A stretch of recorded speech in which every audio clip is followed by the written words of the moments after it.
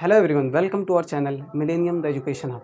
I hope each and everyone is absolutely good. I am Akmal Rafi Ansari. So we are discuss about second lecture in our chemistry class 9th.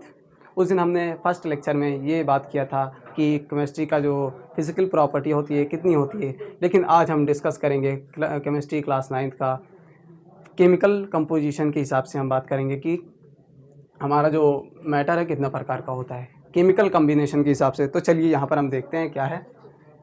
On the basis of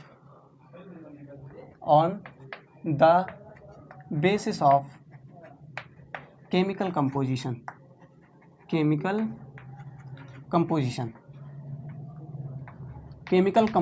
के हिसाब से हम देखेंगे कि हमारा matter कितने हिस्सों में डिवाइडेड है। तो यहाँ पर आपको दिख रहा होगा, एक होता है प्योर सब्सटेंस, एक होता है इम्प्योर। प्योर का मतलब ये है कि उसमें कोई मिलावट ना हो, और इम्प्योर का मतलब ये हो कि वो मिलावट में है।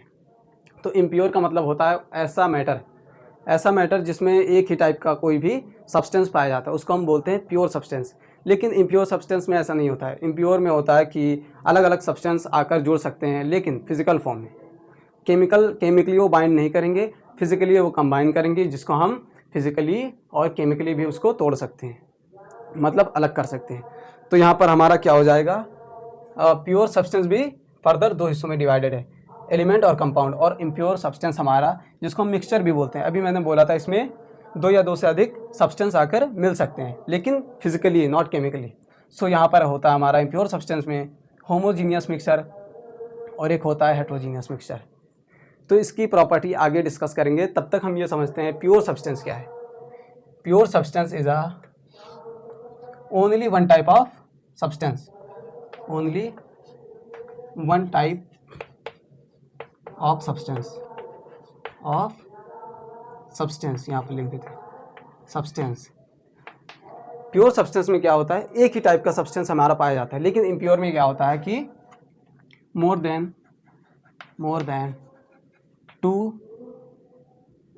देन टू सब्सटेंस, इसमें दो से अधिक सब्सटेंस होते हैं जो कि फिजिकली बाइंड करते हैं, फिजिकली बाइंड करेंगे, फिजिकली। ओके, तो इसमें हम पढ़ते हैं प्योर सब्सटेंस के अंदर एक आता है एलिमेंट और एक होता है कंपाउंड। तो एलिमेंट को हम ऐसे समझते हैं कि एलिमेंट ऐसी चीज़ है या ऐसा मैटर है जो केमिकल मैटर है कि जिसमें एक ही टाइप का एटम हो।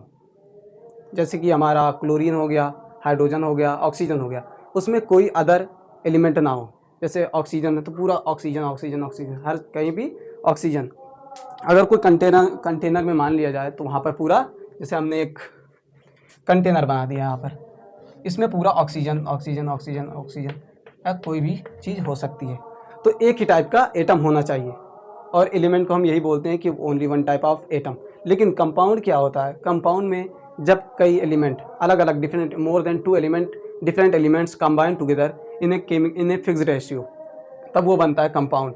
किसी फिक्स रेशियो में हमारा एलिमेंट कंबाइन करता है केमिकली, तब वो बनाता है हमारा कंपाउंड। ठीक है, जैसे हो गया हमारा वाटर H2O, एक फिक्स रेशियो में है, और ये C6H12, इसको जानते हो, ये ग्लूकोज है, ये भी एक फिक्स रेशियो में है। CO2 भी हमारा फिक्स रेशियो में है, एक कार्बन होगा, दो ऑक्सीजन होंगे, तभी ये एक फिक्स रेशियो में, चाहे जहाँ का कार्बन डाइऑक्साइड देख लो यही होगा, CO2 ही होगा, ये नहीं कि CO3 नहीं होगा। ठीक है, तो CO2 ही होगा। चाहे जहाँ का वाटर देख लो, H2O हमेशा यही होगा, H2O का फार्मूला H2O ही होगा, पानी का H2O ही होगा। तो जब कई एलिमेंट, दो या दो से अधिक एलिमेंट अलग अलग डिफरेंट टाइप के कंबाइन करते हैं तो वो बनाते हैं कंपाउंड। ठीक, तो प्योर सब्सटेंस हमने बताया था, प्योर सब्सटेंस में एलिमेंट और कंपाउंड आते हैं। प्योर सब्सटेंस ऐसा सब्सटेंस होता है जिसमें एक ही टाइप का एटम पाया जाता है, उसको हम बोलते हैं प्योर सब्सटेंस के अंदर एलिमेंट आता है। एलिमेंट है कि सिर्फ एक टाइप का एटम पाया जाएगा उसमें, उसको हम बोलते हैं एलिमेंट। लेकिन जिसके पास मोर देन 1 या 2 से अधिक एलिमेंट्स आपस में ज्वाइन करेंगे तो बनाएगा हमारा कंपाउंड बना लेगा। ठीक, तो यहाँ इसकी बात ख़त्म होती है। आ जाते हैं हम इम्प्योर सब्सटेंस पे, जिसको हम मिक्सचर भी बोलते हैं। इम्प्योर से यही पता लग रहा है कि इसमें बहुत सी चीज़ें मिलावट होंगी, मतलब 3-4 चीज़ें आपस में जुड़ी हुई होंगी।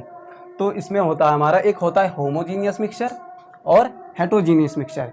होमोजीनियस मिक्सचर में क्या होता है, जो कंपोजिशन होती है किसी पार्टिकल की या कोई भी सॉल्यूशन की, तो वो यूनिफॉर्म होती है। कंपोजिशन क्या होगी, यूनिफॉर्म होगी, मतलब एक जैसी होगी हर कहीं। ये नहीं कि यहाँ पर डेंसिटी ज़्यादा है, यहाँ पर कम हो गई, यहाँ पर पार्टिकल ज़्यादा है, इधर हो गई कम, ऐसा नहीं है। यहाँ पर यूनिफॉर्म कंपोजिशन होगी। लेकिन हेट्रोजीनियस में अलग होगा। हेट्रोजीनियस में होगा कंपोजिशन नॉन यूनिफॉर्म होगी, नॉन यूनिफॉर्म होगी। कहीं पर डेंसिटी पार्टिकल्स की ज़्यादा होगी, कहीं पर कम होगी। तो इसको हम यही देखेंगे कि हेट्रोजीनियस और होमोजीनियस मिक्सचर में क्या फ़र्क होता है। जैसे हमारा होमोजीनियस मिक्सचर एयर में आपको दिख रहा है कहीं पर कि किसी ऑक्सीजन की डेंसिटी ज़्यादा नहीं दिख रहा है ना, इधर से उधर पूरा आपको सभी फिक्स रेशियो में जुड़े हुए हैं, इसलिए आपको बिल्कुल यूनिफॉर्म दिख रहा है। एयर में आपको कहीं पर कुछ पार्टिकल्स इधर उधर नहीं दिख रहे हैं, बल्कि सब ट्रांसपेरेंट टाइप का है।